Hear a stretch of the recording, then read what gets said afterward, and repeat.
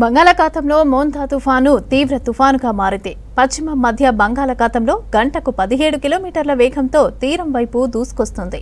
తుఫాను తీరం దాటే సమయం దగ్గర పడటంతో ప్రభావిత రాష్ట్రాల్లో ప్రభుత్వాలు అలర్ట్ అయ్యాయి. ఏపీ, తెలంగాణ, తమిళనాడు, ఒడిశా, కేరళ, ఛత్తీస్గఢ్, పుదుచ్చేరిలో ప్రాణ నష్టం జరగకుండా ముందస్తు చర్యలు చేపట్టాయి. ఇక తెలంగాణపై కూడా తుఫాన్ ఎఫెక్ట్ ఉంటుందనే హెచ్చరికతో అప్రమత్తమయ్యారు అధికారులు. తుఫాన్ ఏదైతే ఉందో నిన్నటి వరకు మనకి ఇది ఒక సైక్లోనిక్ స్టామ్గా తుఫాన్గా కేంద్రీకృతం అయినప్పటికీ ఈరోజు ఉదయం 8:30 గంటలకు ఇది తీవ్ర తుఫానుగా మనకి 14.9 డిగ్రీస్ నార్త్ లాటిట్యూడ్ మరియు 82.9 డిగ్రీస్ ఈస్ట్ లాంగిట్యూడ్ దగ్గర ప్రస్తుతం కేంద్రీకృతం అయింది. ఇది ప్రస్తుతానికి మనకి పశ్చిమ మధ్య బంగాళాఖాతం అలాగే ఆ పరిసర ప్రాంతాల్లో ఆవరించి ఉంది.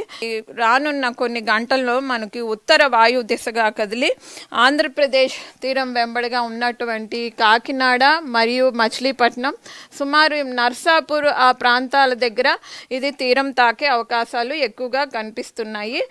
28వ తారీఖు రాత్రికి కానీ అయితే సాయంత్రానికి కానీ ఇది తీరం తాకే అవకాశాలు ఉన్నందున మనకి తెలంగాణ ప్రాంతానికి రేపటి ఉదయం అంటే 29 ఉదయానికి కానీ సాయంత్రం వరకు కూడా భారీ వర్షాలు, అతి భారీ వర్షాలు, ఒక్కొక్కప్పుడు అత్యంత భారీ వర్షాలు కూడా మనకి ఆగ్నేయ జిల్లాలు అయినటువంటి ఖమ్మం, భద్రాద్రి అట్లాగే మూలుగు ప్రాంతాల్లో ఎక్కువగా దీని యొక్క అవకాశాలు కనిపిస్తున్నాయి. తర్వాత ఇది ఉత్తర వాయు దిశగా కదిలినప్పుడు ఈ ప్రాంతం అంతటా కూడా ఎఫెక్ట్ అయ్యే ఛాన్సెస్ ఉన్నాయి. ఇక్కడ మనకి మోస్తారు వర్షాలతో పాటుగా భారీ, అతి భారీ వర్షాలు కూడా కొన్ని ప్రాంతాల్లో కురిసే అవకాశాలు కనిపిస్తున్నాయి. తీరం దాటినప్పుడు మనకి ఎక్కువగా కూడా ప్రభావం మనకి ఈ తూర్పు పశ్చిమ జిల్లాలు, కొత్త జిల్లాల్లోని మనకి ఎక్కువగా కూడా దీని యొక్క ఇంపాక్ట్స్ ఎక్కువగా ఉంటాయి. అక్కడ మనకి చూస్తే కనుక భారీ, అతి భారీ వర్షాలు, అత్యంత భారీ వర్షాలు కూడా పడే అవకాశాలు ఉన్నాయి. అయితే ఆ తర్వాత కొన్ని గంటల్లో అది ఇంటీరియర్గా మూవ్ అయ్యి ఛత్తీస్గఢ్ ప్రాంతాలకు కూడా మూవ్ అయ్యే ఛాన్సెస్ ఉన్నందున మనకి ఆగ్నేయ జిల్లాలైనటువంటి ఖమ్మం, భద్రాద్రి, మూలుగు, కాస్త మేరకు ఆ పక్కనున్న జిల్లాలకు కూడా భారీ, అత్యంత భారీ వర్షాలు, అట్లాగే 8:30 గంటల తర్వాత కూడా రేపు ఉదయం సాయంత్రం వరకు కూడా మనకి ఇది వాయు దిశగా కదులుతున్నందున వాయు జిల్లాల మీద కూడా ఎక్కువగా కూడా వీటి యొక్క ప్రభావం ఉండి భారీ వర్షాలు కురిసే అవకాశాలు కనిపిస్తున్నాయి. జగిత్యాల జిల్లా కొండగట్టు అంజన్న ఆలయంలో కార్తీక మాసం శోభ సంతరించుకుంది.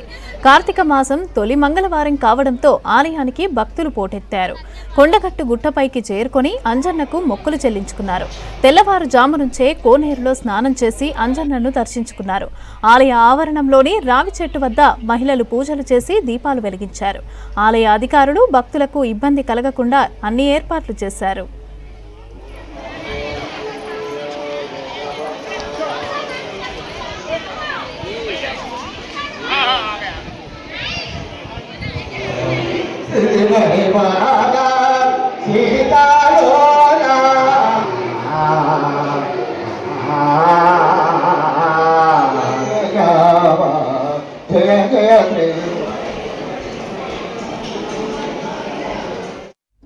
కొమరంభీం జిల్లా కాగజ్ నగర్లో ఛట్ పూజలు ఘనంగా జరిగాయి. బీహార్, ఉత్తరప్రదేశ్ రాష్ట్రాలకి చెందిన భక్తులు సూర్య భగవానునికి ఉపవాస దీక్షలు చేశారు. సూర్యాస్తమయం వరకు నడుములోతు కొలంలో నిలబడి మహిళలు భక్తి శ్రద్ధలతో పూజలు చేయటం ప్రత్యేకత. ఈ పూజల్లో మహిళలు అధిక సంఖ్యలో పాల్గొన్నారు.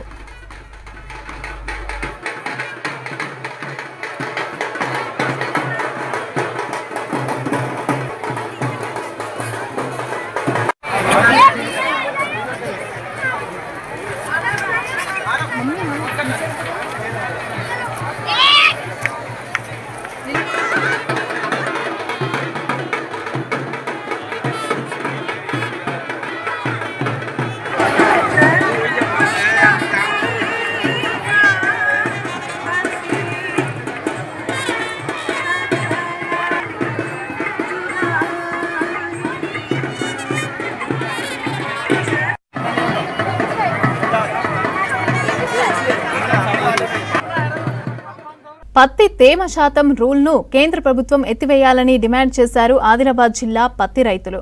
ఆదిలాబాద్ వ్యవసాయ మార్కెట్ యార్డులో తేమ శాతం తగ్గించేందుకు యార్డులోని పత్తిని ఆరబెట్టారు రైతులు. సీసీఐ తేమ శాతం రూల్ ప్రకారం కొనుగోలు చేస్తామని అంటున్నారు అధికారులు. ఇక వర్షాలు కురుస్తూ ఉండటంతో తేమ శాతం రావటం లేదంటున్నారు రైతులు. వర్ష ప్రభావిత ప్రాంతాల్లో తాత్కాలికంగా రూల్స్ మినహాయించాలంటున్నారు రైతులు.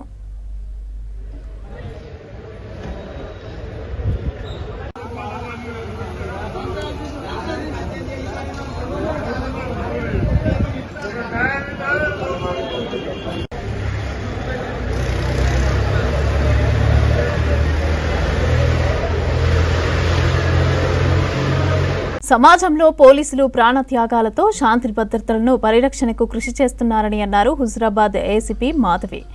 ఇక కరీంనగర్ జిల్లా హుజురాబాద్ నియోజకవర్గంలో పోలీస్ అమరవీరుల వారోత్సవాల్లో పోలీసుల సైకిల్ ర్యాలీ నిర్వహించారు. పట్టణంలో ప్రధాన వీధుల మీదుగా సైకిల్ ర్యాలీ కొనసాగింది. అమరులైన పోలీసుల సేవలను చిరస్మరణీయమని అన్నారు. ర్యాలీలో ఏసీపీ మాధవి, పోలీస్ అధికారులు, వాకర్స్ అసోసియేషన్ సభ్యులు పాల్గొన్నారు.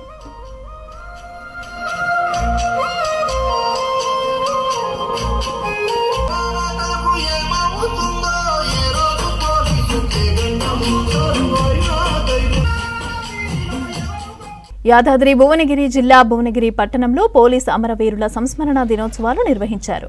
ఐపీఎస్ రాహుల్ ఆధ్వర్యంలో పోలీసులు, పట్టణ పౌరులు సైకిల్ ర్యాలీ నిర్వహించారు. పట్టణ ప్రధాన వీధుల్లో సైకిల్ ర్యాలీ కొనసాగింది. రాచకొండ సిపి ఆదేశాలతో విధి నిర్వహణలో ప్రాణత్యాగం చేసిన పోలీసులను స్మరించుకోవటం కోసం ఈ నెల 21 నుంచి 30వ తేదీ వరకు వివిధ కార్యక్రమాలను నిర్వహిస్తున్నట్లు తెలిపారు. ప్రస్తుతం పట్టణం శాంతి భద్రతలతో ఉందంటే దానికి పోలీసుల త్యాగాలే కారణమని అన్నారు పోలీసులు.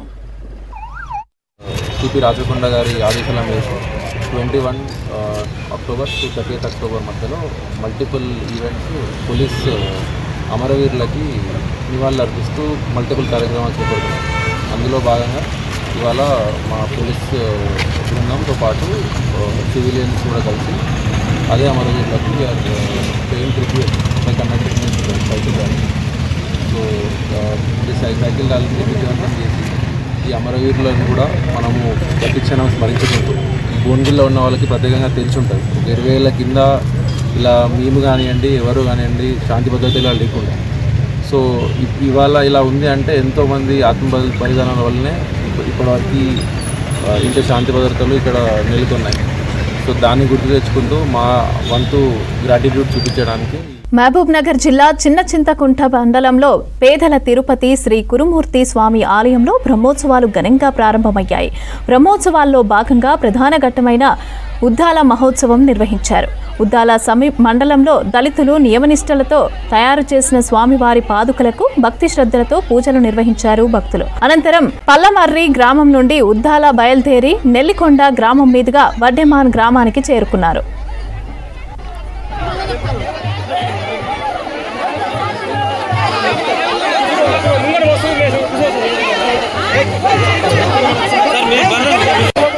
వడ్డేమాన్ ఉద్దాల మండపంలో కురుమూర్తి స్వామివారి పాదుకలకు మంత్రి వాకిటి శ్రీహరి, సతీమణి లలిత, దేవరకద్ర, ఎమ్మెల్యే జి మధుసూదన్ రెడ్డి దంపతులు ప్రత్యేక పూజలు చేశారు. ఈ కార్యక్రమంలో బాలల హక్కుల రాష్ట్ర చైర్మన్ సీతా దయాకర్ రెడ్డి, అధికారులు పాల్గొన్నారు. ఊరేగింపులో భారీ సంఖ్యలో భక్తులు పాల్గొన్నారు. కురుమూర్తి స్వామి బ్రహ్మోత్సవాలకు సంబంధించి నేను గతంలో చెప్పినట్లే పూర్తి ఏర్పాట్లు కంప్లీట్ చేసినాము. ఎక్కడ ఎలాంటి ఇబ్బందులు లేకుండా ఈరోజు భగవంతుడు కూడా మాకు సహకరిస్తూ ఉన్నాడు. ఉదయం నుంచి వర్షం పడుతుందేమో అనుకుని చాలామంది భయపడ్డారు, కానీ ఎక్కడ కూడా వర్షం పడకుండా మాకు సహకరిస్తున్నందుకు చాలా సంతోషంగా ఉంది. నేను ఒకటే కోరుతా ఉన్నాను భగవంతుని, ఆ దేవదేవుని ఆశీస్సులు, ముఖ్యంగా శ్రీ శ్రీ కురుమూర్తి స్వామి ఆశీస్సులు అందరిపై ఉండాలి. అందరూ ఆయురారోగ్యంతో సుఖ సంతోషాలతో ఉండాలి. ముఖ్యంగా ఆ భగవంతుని ఆశీస్సులతో, ఆ కురుమూర్తి స్వామి ఆశీస్సులతో మా గౌరవ ముఖ్యమంత్రి పాలమూరు ముద్దుబిడ్డ రేవంత్ రెడ్డి గారి నాయకత్వంలో మా ప్రజాప్రభుత్వం చాలా బ్రహ్మాండంగా ముందుకు పోతా ఉన్నాం. పాలమూరు జిల్లా కురుమూర్తి వెంకటేశ్వర స్వామి బ్రహ్మోత్సవాలు ప్రారంభమయ్యాయి. ప్రధాన ఘట్టమైన స్వామి ఉద్దాల ఉత్సవం స్పెషల్ అట్రాక్షన్ గా నిలుస్తోంది. డప్పు చప్పుళ్లు, సాంప్రదాయ నృత్యాలతో ఉద్దాల ఊరేగింపు నిర్వహించారు. ఉద్దాల ఉత్సవాన్ని చూసేందుకు 4 రాష్ట్రాల నుంచి లక్షల మంది భక్తులు తరలివచ్చారు. బ్రహ్మోత్సవాలకు భారీ బందోబస్తు ఏర్పాట్లు చేశారు పోలీసులు.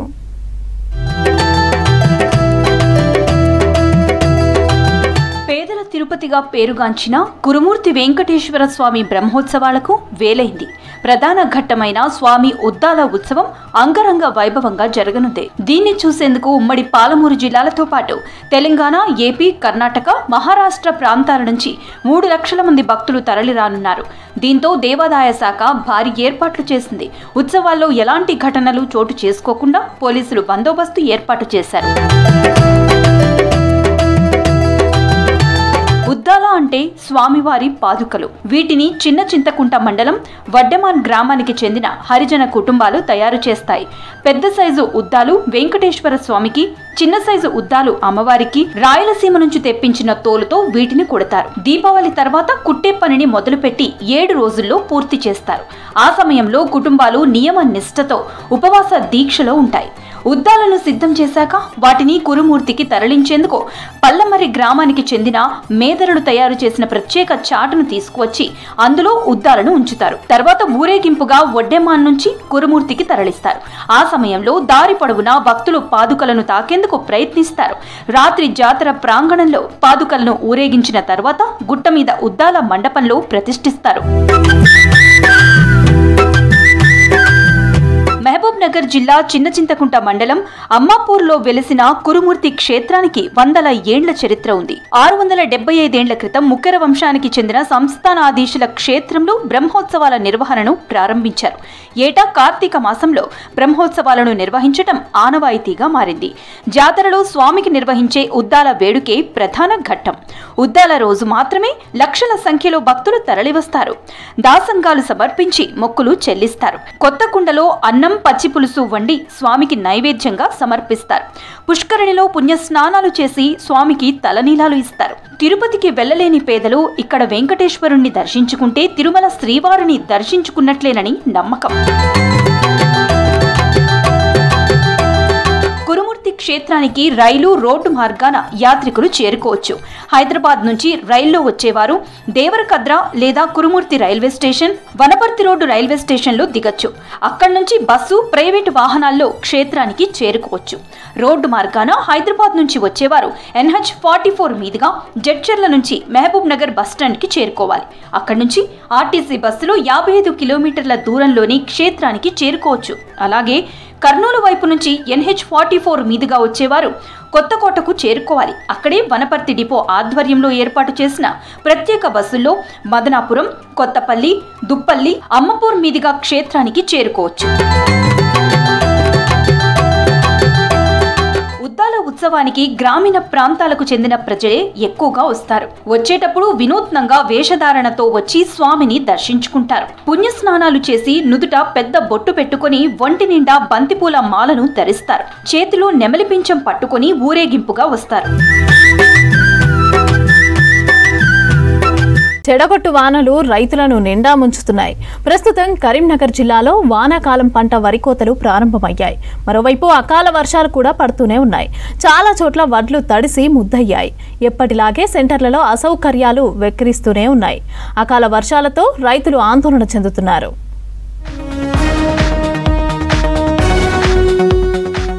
వడ్ల కొనుగోలులో సరైన సౌకర్యాలు లేకపోవడం ఓవైపు, వర్షాల భయం మరోవైపు అన్నదాతలను ఆందోళనకు గురిచేస్తున్నాయి.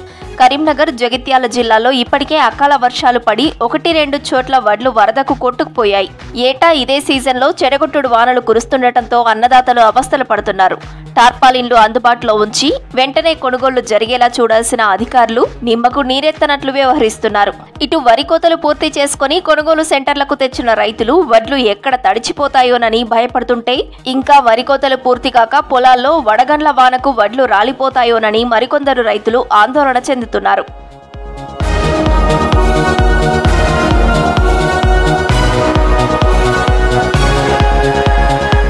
ఉమ్మడి కరీంనగర్ జిల్లాలో ఈ వానాకాలం సీజన్లో 12 లక్షలకు పైగా ఎకరాల్లో వరి సాగు చేశారు. నిరుటితో పోలిస్తే దొడ్డు రకం వరి సాగుతో పాటు సన్న రకాల సాగు పెరిగింది. రాష్ట్ర ప్రభుత్వం క్వింటాల్కు 500 బోనస్ చెల్లించి కొనుగోలు చేస్తామనటంతో సన్నగింజ వరి రకాల సాగు గణనీయంగా పెరిగింది. కరీంనగర్ జిల్లాలో 3.5 లక్షల ఎకరాలు, పెద్దపల్లి జిల్లాలో 3 లక్షల ఎకరాలు, జగిత్యాల జిల్లాలో 3.8 లక్షల ఎకరాల్లో, రాజన్న సిరిసిల్ల జిల్లాలో 2.5 లక్షల ఎకరాల్లో వరి సాగును అంచనా వేశారు అధికారులు. లక్షల మెట్రిక్ టన్నుల ధాన్యం దిగుబడిని ఊహిస్తున్నారు. ఇందులో సన్న రకాలు, ఇతర వెరైటీలు, విత్తన వడ్లు, ఇంటి అవసరాలకు వినియోగించుకునే ధాన్యం, బయటి రాష్ట్రాలకు అమ్ముకునే వడ్లు పోను, కొనుగోలు సెంటర్లకు పెద్ద ఎత్తున ధాన్యం రైతులు అమ్మేందుకు తెస్తారని అంచనా వేస్తున్నారు. ఈ మేరకు అవసరమైన కొనుగోలు కేంద్రాలు ఏర్పాటు చేయాలని నిర్ణయించారు. కొన్ని ఐకేపీ సెంటర్ల ద్వారా, మరికొన్ని ప్రాథమిక వ్యవసాయ సహకార సంఘాల ద్వారా, మరికొన్ని DCMSల ద్వారా కొనేందుకు ఏర్పాటు చేస్తున్నారు. మన ట్రాక్ మిషన్ పెట్టుట్లా 3200కు 3400 ఈ వర్షానికి దిగబడుట్లా ఇంకెక్కువ రేటు అడుగుతారు. అందులో పెట్టుదామని ఇక ఉన్నది కోసుకుంటామని అనుకుంటే ఇప్పుడు ఐకేపీ వాళ్ళు ఎలా తీసుకుంటారో తెలుస్తలేదు. వడ్లు నల్లబడ్డాయి. ఇప్పుడు మా పరిస్థితి మాత్రం ఈ వడ్లు కొనాలి, సన్న రకం గవర్నమెంట్ పెట్టు అన్నది. ఈ మబ్బులకు ఎప్పుడు వర్షం వస్తుందో ఎప్పుడు పానం పోతుందో తెలుస్తలేదు. ఇప్పటికే చాలా వరకు వరి కోతలు పూర్తి చేసుకున్న రైతులు వడ్లను తెచ్చి కొనుగోలు సెంటర్లలో పోస్తున్నారు. కానీ అక్కడ సరైన సౌకర్యాలు లేకపోవడంతో పాత చీరలు, గోనె సంచులు, యూరియా సంచులు పరిచి వడ్లు ఆరబోస్తున్నారు. వర్షాలు పడుతుండటంతో ఆరబోసిన ధాన్యం తడిచిపోయి కొన్ని చోట్ల మొలకలు కూడా వస్తున్నాయి. మరికొన్ని చోట్ల వడ్లన్నీ వరద నీటికి కొట్టుకుపోతున్నాయి. దీంతో అన్నదాతలు ఆరుగాలం శ్రమించి పండించిన పంటను కాపాడుకునేందుకు నానా కష్టాలు పడుతున్నారు. మరికొందరు అగువకు సగ్గువకు మిల్లర్లకు పంటను అమ్ముకుంటున్నారు. 4 ఎకరాల పొలం కోసినాం, నీళ్ళకెళ్ళి తీసుకొచ్చి ఈడ పోసినాం సారు. రోజు 10 మంది కూలోళ్ళు అవుతారు. ఇక గంటగా పడుతుంది వర్షం. మీరు ఏం చేయాలి సారు? కేబుల్లు కొంటారు అంటే మాకు ఇంత ఆశ కాబట్టి అది అన్ని ఎక్కడెక్కడ అన్ని పోయేటట్టున్నాయి సారు. మరి మేము ఏం చేయాలి? రైతులు కొనుగోలు సెంటర్లలో రోజుల తరబడి ధాన్యం అమ్ముకునేందుకు ఏటా పడిగాపులు కాయాల్సి వస్తోంది. మరోవైపు గన్ని సంచులు లేక కొన్ని రోజులు, లారీలు లేక మరికొన్ని రోజులు, హమాలీల సమస్యతో ఇంకొన్ని రోజులు ఇలా ఆలస్యమవుతూ ఉంటుంది. ఈసారి ఈ సమస్యలన్నీ లేకుండా చూడాలని రైతులు కోరుతున్నారు. సర్కారు జాప్యం లేకుండా పంటను కొనాలని రైతులు కోరుతున్నారు. తేమ శాతం లేకుండా ధాన్యం కొనుగోలు చేయాలని కోరుతున్నారు. బాగా మెత్తగా ఉన్నది, ఇప్పుడు ఇంకా వాడేటట్టే ఉన్నది. అది ఇప్పుడు వాడేది నేర్పి మళ్ళీ పోయినా మళ్ళీ ఆపిన పర్లేదు. ఇది అయిపోయి చూసేది లేదు. అవి మరి వాటిలో ఎన్ని లేదని లేదు. ఏమైనా సప్లై చేసి ఏమైనా పరదలో గిరదలో ఇచ్చింది ఏది అనేది లేదు. అంత ఇబ్బంది అవుతుంది. వరి కోతలు పూర్తయిన రైతుల వడ్లు ఎప్పటికప్పుడు కొనుగోలు చేయడం ద్వారా ఇబ్బందులు తలెత్తకుండా చూడాల్సిన బాధ్యత సర్కార్ పైనే ఉంది. ఈ మేరకు సర్కారు చర్యలు తీసుకోవాలని రైతులు కోరుకుంటున్నారు.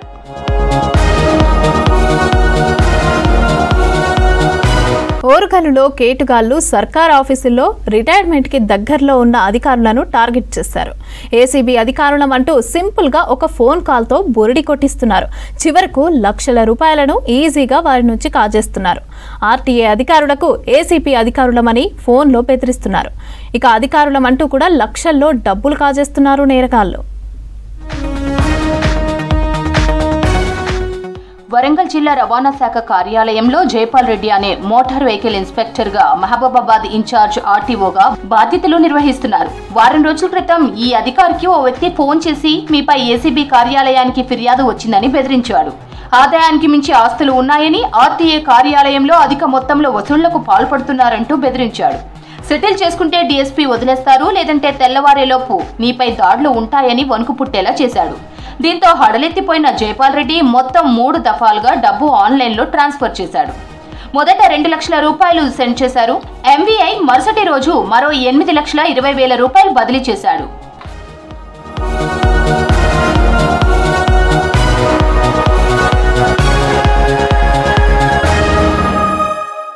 ఆర్టీఏ అధికారికి 2 అన్నోన్ నెంబర్ల నుండి ఎంవీఐకి ఫోన్ కాల్స్ వచ్చాయి. అనుమానం వచ్చిన ఏవీఐ ఆ నెంబర్లను ఆరా తీసే ప్రయత్నం చేశారు.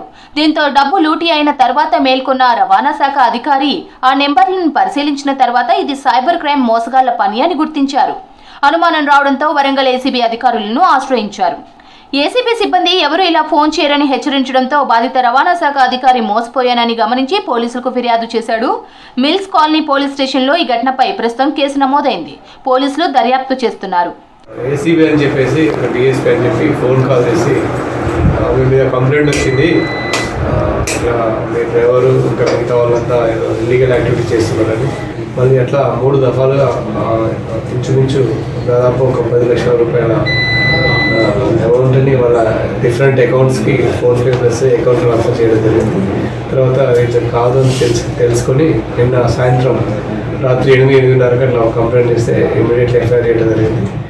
ఏసీబీ అధికారులు సిబ్బంది పేరుతో ఎవరికీ ఫోన్లు చేయడం ఉండదని, ప్రజలు అప్రమత్తంగా ఉండాలని వరంగల్ ఏసీబీ డీఎస్పీ సాంబయ్య చెప్పారు. ఏసీబీ ఆఫీసర్స్ పేరుతో ఫోన్ చేసి కొందరు మోసం చేస్తూ డబ్బులు సంపాదిస్తున్నట్లు చాలా కంప్లైంట్స్ వస్తున్నాయన్నారు. దీంతో పోలీస్ స్టేషన్ కి కేసులు పెట్టాలని సూచిస్తున్నామని తెలిపారు. హన్మకొండలో సుబేదార్ పోలీస్ స్టేషన్ లో ఇలాంటి కేసు నమోదైందని, తాజాగా ఆర్టీఏ అధికారి మోసపోయి మిల్స్ కాలనీ పిఎస్ లో ఫిర్యాదు వచ్చినట్లు తెలిపారు. ఇలాంటి కాల్స్ వచ్చినప్పుడు సమీప పోలీస్ స్టేషన్ అధికారుల దృష్టికి తీసుకెళ్లాలని కోరారు. ఎంప్లాయీకి కూడా మీ మీద అవినీతి ఆరోపణలు ఉన్నాయని చెప్పి కాల్ చేయరు. ఏదున్నా కూడా మేము అఫీషియల్గా నోటు పెడతాము. అఫీషియల్గా నోటు పెట్టి ఏదైనా ఇన్ఫర్మేషన్ కావాలంటే మేము తెప్పించుకుంటాం, అంతే తప్ప అవినీతి ఆరోపణలు ఎదుర్కొంటున్నటువంటి ఏ ఎంప్లాయీని కూడా మేము డైరెక్ట్గా మేము కాంటాక్ట్ చేయము. మీకు ఎప్పుడైనా కూడా ఎవరైనా కూడా ఏసీబీ ఆఫీషియల్స్ మనకి ఫోన్ చేస్తే దయచేసి నమ్మకండి. మీ ఏరియా ఏ ఏరియాలో ఉంటారో ఆ ఏరియాలో ఉన్న సంబంధిత పోలీస్ స్టేషన్లో కంప్లైంట్ ఫైల్ చేయాలని చెప్పి కోరుచున్నాం. ఇలాంటి కేటుగాళ్లు కొన్ని కీలక శాఖలపైనే కాన్సంట్రేషన్ చేసినట్లు తెలుస్తోంది. సైబర్ నేరగాళ్ల చేతిలో మోసపోయిన విషయం ఇతరులకు తెలియకుండా గుట్టుగా ఉండిపోతున్న వారే ఎక్కువగా ఉన్నారు. ప్రధానంగా revenue, police, RTA, registration, irrigation శాఖలకు చెందిన వారే ఎక్కువగా ఉంటున్నారట. అవినీతి ఆరోపణల నేపథ్యంలోనే ఈ కేటుగాళ్లు వీటిని ఆసరా చేసుకుని మోసాలకు పాల్పడుతున్నారు. తప్పు చేయకపోతే ఫేక్ ఏసీబీ అధికారులంటూ బెదిరిస్తే ఇంత మొత్తంలో డబ్బులు ఎందుకు ఇచ్చారన్న చర్చ జరుగుతోంది.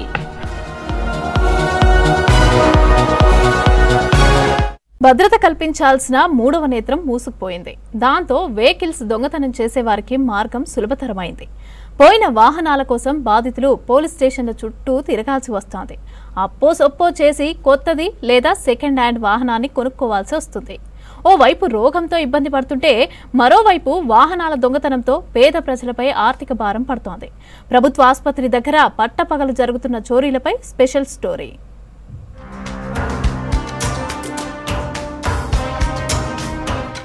ఖమ్మం నగరంలోని జిల్లా ప్రధాన ఆసుపత్రిలో కనురెప్పలు మూసేలోపు వాహనాలు మాయమవుతున్నాయి.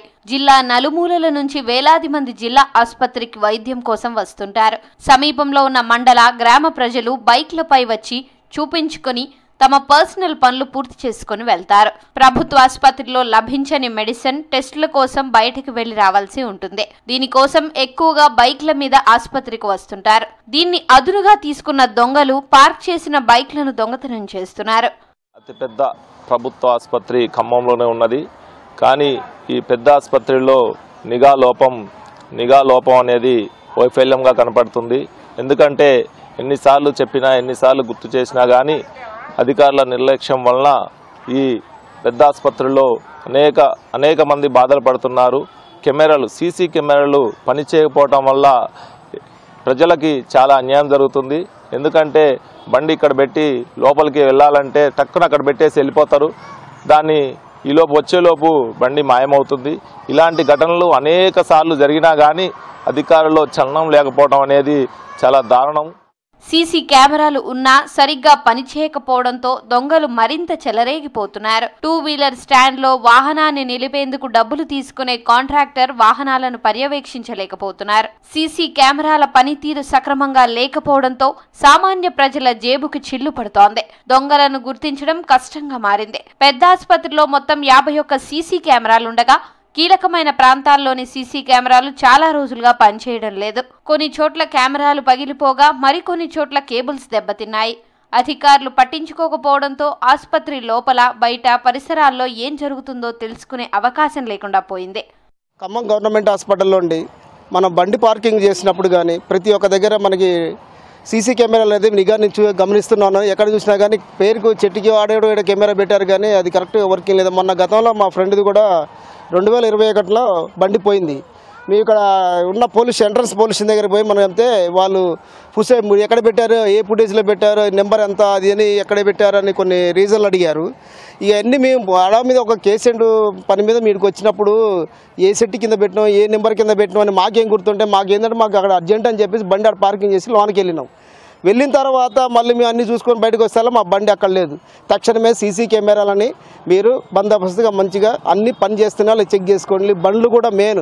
పాపం పేదవాళ్ళు కష్టపళ్ళు బండ్లు కొనుక్కుంటారు, తీసుకొచ్చుకుంటారు, అక్కడ పెడతారు, ఏదో పనుల మీద వస్తారు హాస్పిటల్కి. బండ్లు పోయినాయి అంటే వాడు ఎంత బాధపడతాడు, ఎంత ఇబ్బంది. ఈ టెన్షన్ చూసుకోవాలా, ఇటు బండి పైన టెన్షన్ చూసుకోవాలా. పేషెంట్లతో పాటు ఉద్యోగులు, ఇతర పనుల కోసం వచ్చే వారి వాహనాలతో ఆసుపత్రి ఆవరణమంతా కిక్కిరిసిపోతుంది. ఆసుపత్రి వెనక ప్రత్యేక పార్కింగ్ సౌకర్యం ఉన్నా దాన్ని ఎవరూ వినియోగించుకోవడం లేదు. ఆసుపత్రిలోని సీసీ కెమెరాలు సూపరింటెండెంట్ ఛాంబర్ కు అనుసంధానించిన అవి పనిచేయకపోవడంతో పర్యవేక్షణ కరువైంది. దొంగతనాలు జరిగినప్పుడు వాటిని గుర్తించలేకపోతున్నారు. అలాగే ఓపీ, ఇన్ పేషెంట్ వార్డుల్లో వైద్యులు, సిబ్బంది ఏం చేస్తున్నారో గమనించే వీలు లేకుండా పోయింది. మన పర్యవేక్షణలో ఉన్న ఎంసీహెచ్ ఆ కెమెరాలు చాలా కెమెరాలు ఉన్నాయి, కానీ కొన్ని కనెక్షన్స్ కట్ కావడం వల్ల పనిచేయట్లేవు.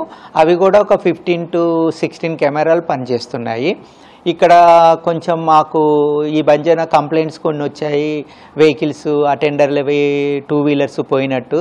దాని కొరకు మేము మొన్న 1 వీక్ బ్యాక్ ఒక కెమెరా వెండర్ని, సీసీ కెమెరా వెండర్ని పిలిచి గేట్ దగ్గర అటు ఇటు ప్లస్ కలిపి ఒక 8 to 12 కెమెరాస్కి లొకేషన్ చెప్పి కొటేషన్ ఇవ్వమన్నాము. అతను ఇంకా కొటేషన్ పట్టుకొని రాలేదు. సో మన ఫండ్స్లోంచి అయినా ఎమర్జెన్సీగా ఆ ఎంట్రన్స్ నుంచి పోర్టికో వరకు ఇటు ఈ సెకండ్ గేట్ వరకు కవర్ అయ్యేటట్టు 8 to 12 కెమెరాస్ చెప్పాము. అవి కూడా త్వరలోనే అరేంజ్ చేస్తాము. అధికారులు స్పందించి సీసీ కెమెరా పనితీరుపై చర్యలు తీసుకోవాలని కోరుతున్నారు స్థానికులు.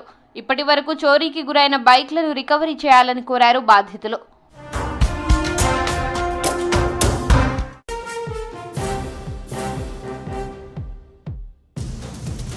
రెడికా ఎగువన కురుస్తున్న వర్షాలకు సిటీలోని జంట జలాశయాలకు భారీగా వరద వస్తోంది. దీంతో మరోసారి గేట్లు ఓపెన్ చేసి వరద నీటిని మూసీలోకి వదులుతున్నారు అధికారులు. హిమయత్ సాగర్ 3 గేట్లు ఓపెన్ చేసి 2900 క్యూసెక్కులను దిగువకు విడుదల చేస్తున్నారు. ఇక గండిపేట జలాశయం 10 గేట్లు ఓపెన్ చేసి 2300 క్యూసెక్కులను దిగువకు విడుదల చేస్తున్నారు. దీంతో ఒక్కసారిగా మూసీకి వరద పెరిగింది.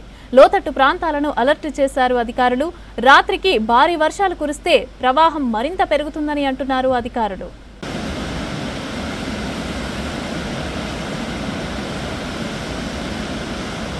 తెలంగాణలో ఐటీ రంగం విస్తరింపజేసేందుకు రాష్ట్ర సర్కార్ ఫోకస్ పెట్టింది. హైదరాబాద్కు దీటుగా వరంగల్లో కూడా ఐటీ పరిశ్రమలను నెలకొల్పేందుకు ప్రభుత్వం ప్రోత్సహిస్తోంది. ఐటీ పరిశ్రమలకు వెన్నెముక్క మాదిరిగా మానవ అంతా అనుకూలమైన వాతావరణం ఉండటంతో ఓరుగల్లు భవిష్యత్తు ఐటీ కేంద్రంగా మార్చేందుకు ప్రభుత్వం ప్రయత్నాలు చేస్తోంది. దీంతో ఓరుగల్లులోని ఇంజనీరింగ్, ఐటీ చదివిన నిరుద్యోగుల్లో కొత్త ఆశలు చిగురిస్తున్నాయి. వరంగల్ నగరంలోని ఐటీ కారిడార్పై స్పెషల్ స్టోరీ.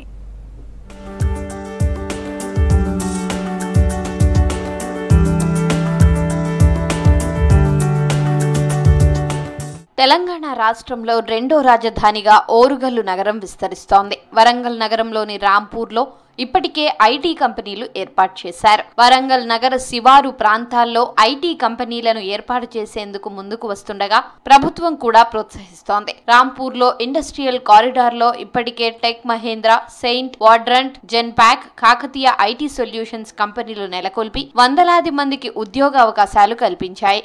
మరికొన్ని కంపెనీలు ఏర్పాటు చేసేందుకు ఆసక్తి చూపుతుండటంతో ఉద్యోగ అవకాశాలు లభిస్తాయని ఓరుగల్లు నిరుద్యోగుల్లో ఆశలు చిగురిస్తున్నాయి.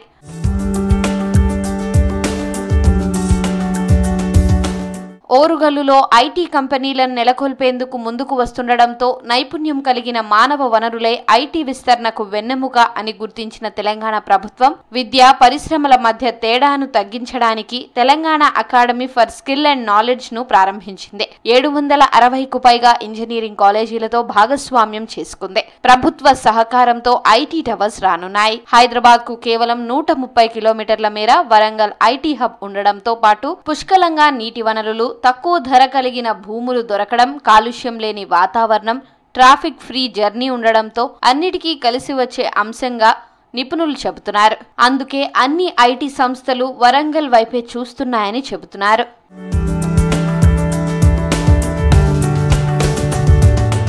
వరంగల్ ఐటీ హబ్ గా ఉన్న మడికొండ ఐటీ సెజ్ లో కంపెనీలు నడుస్తున్నాయి. ఇక్కడ ఉన్న 45 ఎకరాల్లో 35 ఎకరాలు ప్రత్యేక ఆర్థిక మండలి సెజ్, 10 ఎకరాలు నాన్ సెజ్ గా ఉంది. హైదరాబాద్ కేంద్రంగా ఉన్న సెయింట్ సంస్థ 5 ఏళ్ల కిందట వరంగల్లో డెవలప్మెంట్ సెంటర్ ను ప్రారంభించింది. 60,000 చదరపు అడుగుల విస్తీర్ణంలో ఉన్న ఈ సెంటర్ లో 600 మంది ఉద్యోగులు పనిచేస్తున్నారు. రాష్ట్ర ప్రభుత్వం పారాడైమ్ షిఫ్ట్ పేరుతో స్టార్టప్లకు ప్రోత్సాహం కల్పిస్తోంది. మడికొండలో కంపెనీలు నెలకొల్పేందుకు ముందుకు వస్తుండటంతో నిరుద్యోగుల్లో ఆనందం వెల్లువిరుస్తోంది.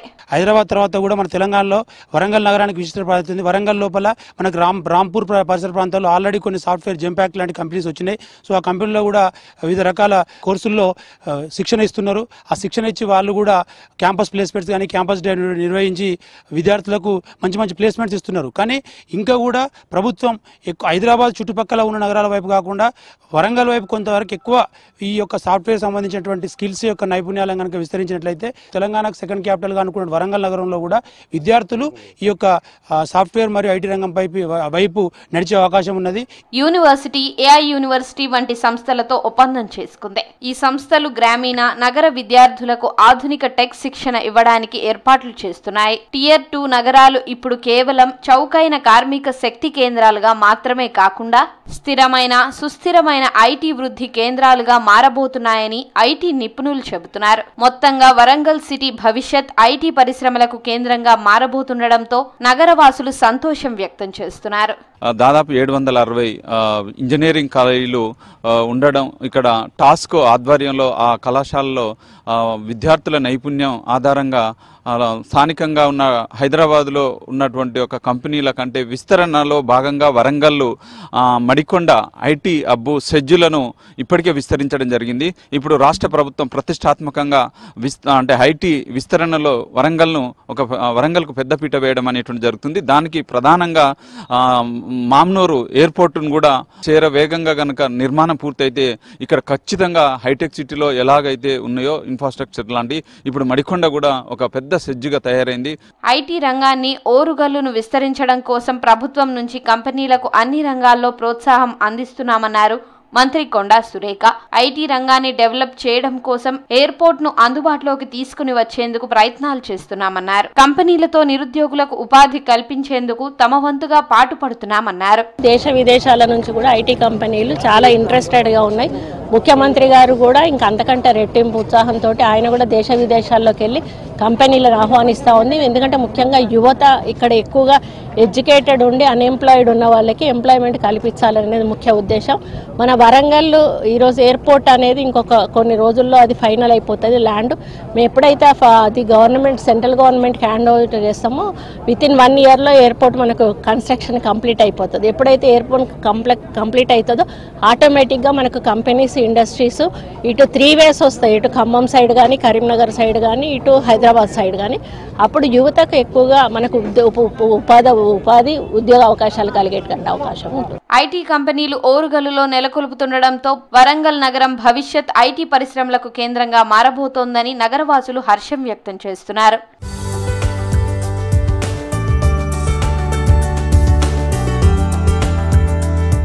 గురుస్వాములు R L Nayak, P Naveen Yadav, S Srikanth, Rinku స్వాముల ఆధ్వర్యంలో అయ్యప్ప స్వామి భక్త బృందం శబరిమల మహాపాదయాత్ర కొనసాగుతోంది. సికింద్రాబాద్ గణేష్ టెంపుల్ నుంచి మొదలై పాదయాత్ర 5వ రోజు కోమిరెడ్డిపల్లి నుంచి కనిమెట్ట చేరుకుంది. మెట్టుగూడ వాస్తవ్యులు సలంద్రి కృష్ణ యాదవ్, రేఖ ఏర్పాటు చేసిన భిక్షను అయ్యప్ప స్వాములు స్వీకరించారు. ఇవాళ రాత్రికి కొత్తకోటలో బస చేయనున్నారు అయ్యప్ప స్వాములు.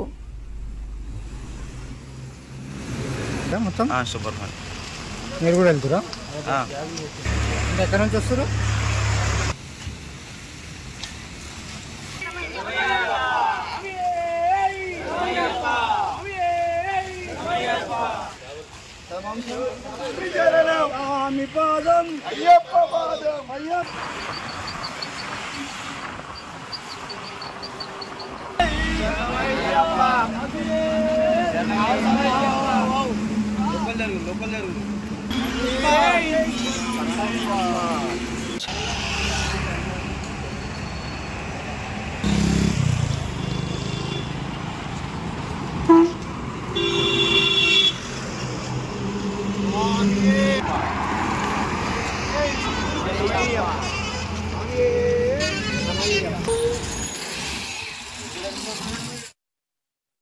అయ్యప్ప శబరిగిరి ఆశీర్వాదంతో ఈరోజు 5 రోజు మనం ముసాపేట్ అయ్యప్ప స్వామి టెంపుల్ నుంచి బయలుదేరినాం.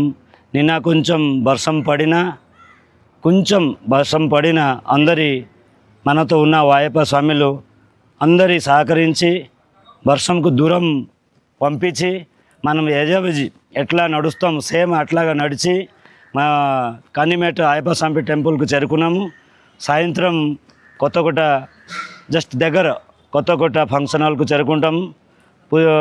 ఎట్లా అయినా మన సికింద్రాబాద్ దేవాలయం వచ్చి గణేష్ టెంపుల్ నుంచి బయలుదేరిన పదయాత్ర మంచిగా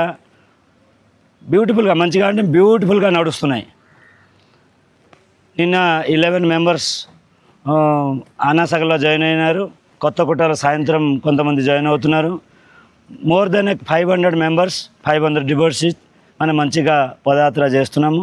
అయ్యప్ప దగ్గర నాకు ప్రార్థన ఎన్నదర్ 32-33 డేస్ మనకు నడిపిస్తే మంచి ఆరోగ్యంతో మనము శబరిగిరి అయ్యప్ప స్వామికి దర్శనం చేసుకుంటాం. స్వామి శరణమయ్య.